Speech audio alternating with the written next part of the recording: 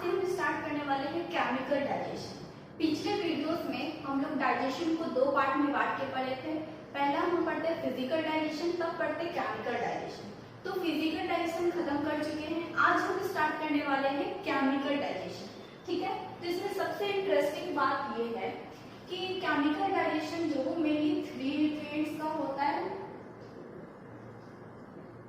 ठीक है, mainly 3 nutrients का पढ़ते हैं और 3 ऑर्गन में होता है। ठीक है, हमारे एलिमेंट्री कैनाल के मेनली 3 ऑर्गन्स में केमिकल डाइजेशन होता है। तो वो 3 न्यूट्रिएंट्स कौन कौन से हैं? कार्बोहाइड्रेट,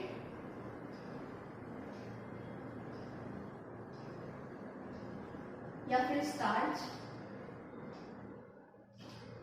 दूसरा प्रोटीन, तीसरा फैट्स। ठीक है, मेनली ये 3 न्यूट्रिएंट्स का होता है, स्टार्च का, प्रोटीन का और फैट्स का। ठीक है, और 3 ऑर्गन्स में होते हैं। कौन कौन से ऑर्गन्स? पहला माउथ, दूसरा स्टमक,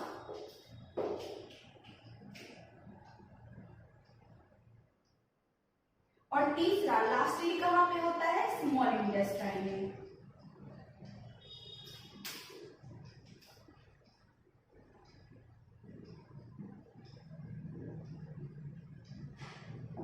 ठीक है, स्मॉल इंटेस्टाइन में आके सारा डाइजेशन क्या हो जाता है? कंप्लीट हो जाता है। तो यानी क्या, कैसे हम याद रखेंगे कि 3 न्यूट्रिएंट्स का होता है, स्टार्च, प्रोटीन, फैट्स, और 3 ऑर्गन्स में होता है, mouth, stomach and small intestine. ठीक है, तो सबसे पहले हम लोग क्या स्टार्ट करेंगे? Chemical digestion of starch. ठीक है, केमिकल डाइजेशन मतलब क्या होता है? केमिकल डाइजेशन मतलब कि कॉम्प्लेक्स फॉर्म को क्या करना? कॉम्प्लेक्स फॉर्म का सिंपलेस्ट फॉर्म में ब्रेक डाउन होना। ठीक है,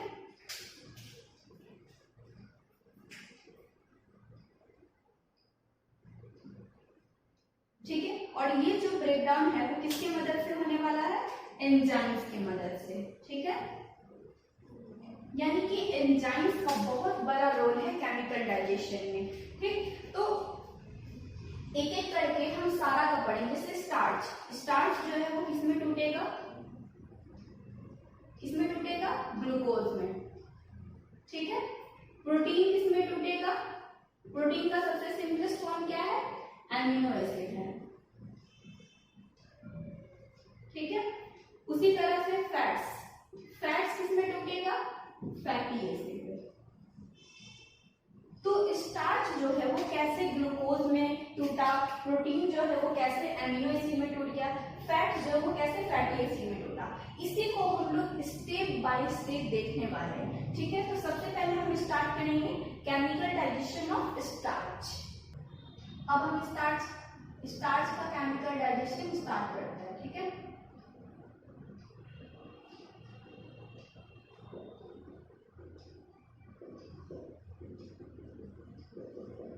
ऑफ स्टार्च।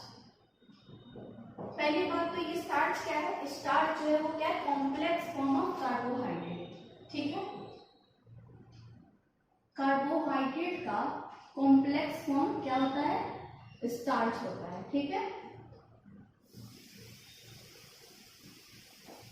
यानी कि हम जो प्लांट से लेते हैं वो क्या लेते हैं? स्टार्च लेते हैं। ठीक है, तो स्टार्च का जो डाइजेशन है वो हमारे बॉडी में 3 जगह होता है। ठीक है, यानी 2 ऑर्गन्स में होता है।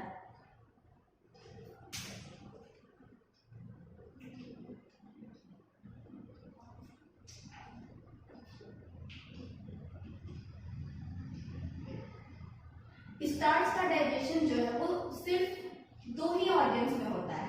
पहला माउथ, दूसरा स्मॉल इंटेस्टाइन। ठीक है, यानी कि स्टमक में स्टार्च का डाइजेशन नहीं होता है, पहला माउथ में होता है, फिर लास्टली कहां पे जाके कंप्लीट होता है? स्मॉल इंटेस्टाइन में होता है। ठीक है, तो सबसे पहले हम क्या लेते हैं? स्टार्च लेते हैं। तो स्टार्च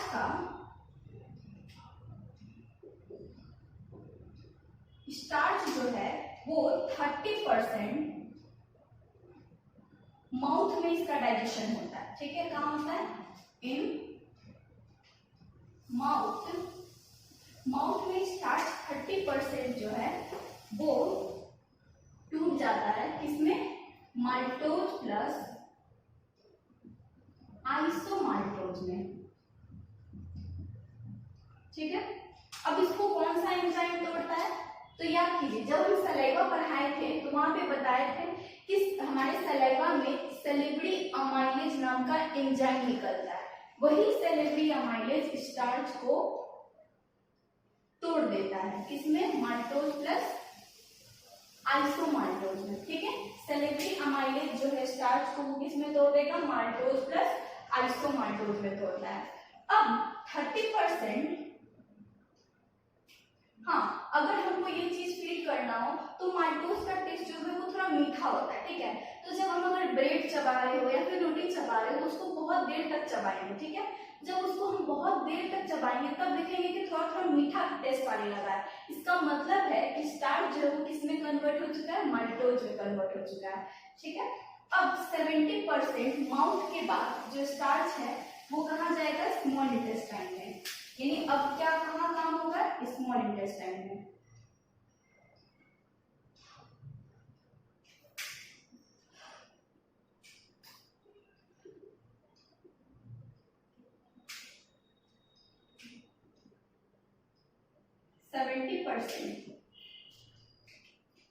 स्टार्च जो किसमें फिर टूट जाएगा? फिर से माल्टोज प्लस आइसोमाल्टोज में, ठीक है। अब इसको कौन तोड़ेगा? तो जब ये स्मॉल इंटेस्टाइन में जाएगा तो स्टार्च को ब्रेक करने के लिए स्मॉल इंटेस्टाइन के पास कोई एंजाइम्स नहीं है, ठीक है। तो वो किससे हेल्प लेगा? यहाँ आता है पेनक्रियास का रोल, ठीक है। पेनक्रियास क्या बोलेगा? मेरे पास एक एंजाइम है जो इसे तोड़ दे। वो कौन है? पैनक्रिएटिक अमाइलेज, जो कि पैनक्रिएटिक जूस में निकलता है, ठीक है। पैनक्रिएटिक अमाइलेज, ठीक है। पैनक्रिएटिक अमाइलेज 70% स्टार्च को माल्टोज प्लस आइसोमाल्टोज में तोड़ देता है। अब आता है माल्टोज। अब इस माल्टोज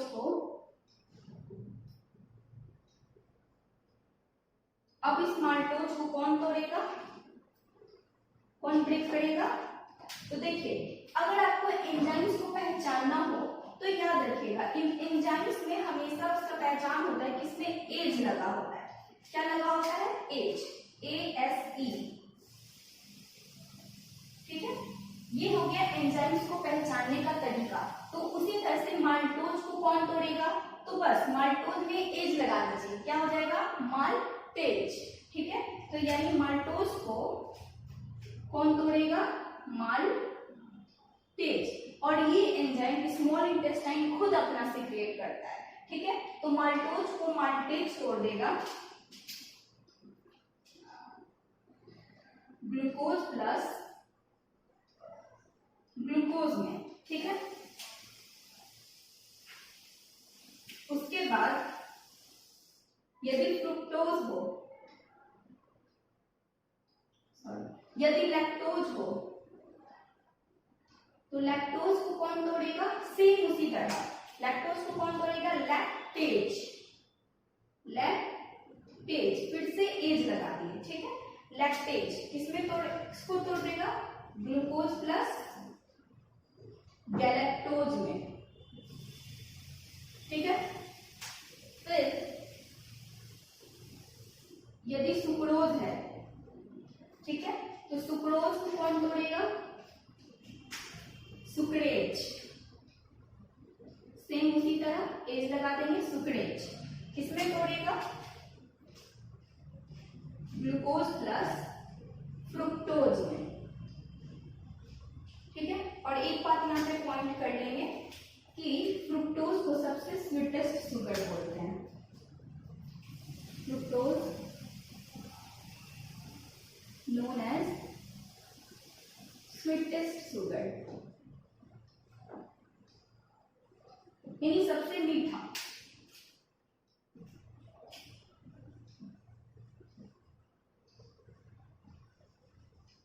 ठीक है, इस तरह से अगर हम देखें तो मेरा स्टार्च जो वो फाइनली वो अपने सिंपलेस्ट फॉर्म में आ चुका है, यानी कि ग्लूकोज में।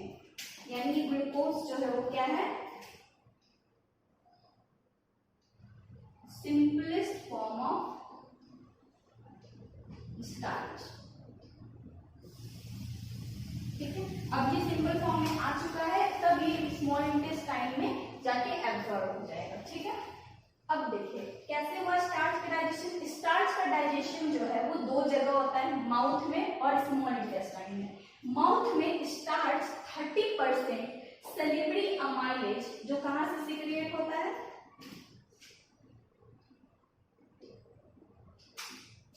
सलाइवा से, मतलब सलाइवा में होता है। ठीक है, और ये कहां से निकलता है, हाँ, तो स्टार्च को 30% सैलिवरी अमाइलेज किसमें तोड़ देता है, माल्टोज प्लस आइसोमाल्टोज में। फिर 70% स्टार्च जो है वो स्मॉल इंटेस्टाइन में पैनक्रिएटिक अमाइलेज जो कहां से निकलता है, पैनक्रियाज से। ठीक है, वो तोड़ देता है, उसको भी तोड़ता है माल्टोज प्लस आइसोमाल्टोज में।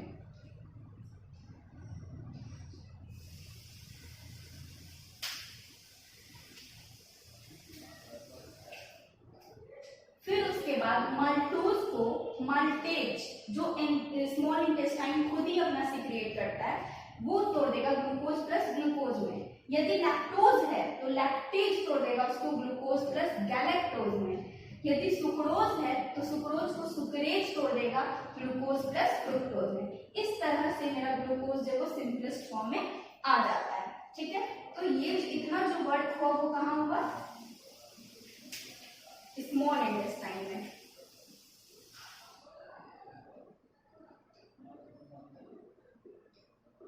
ठीक है, और ये कहाँ हो रहा है, ये काम हो रहा है माउथ में मेरे। ठीक है, इस तरह से स्टार्च का डाइजेशन कंप्लीट होता है। उसके बाद हम देखेंगे प्रोटीन का डाइजेशन।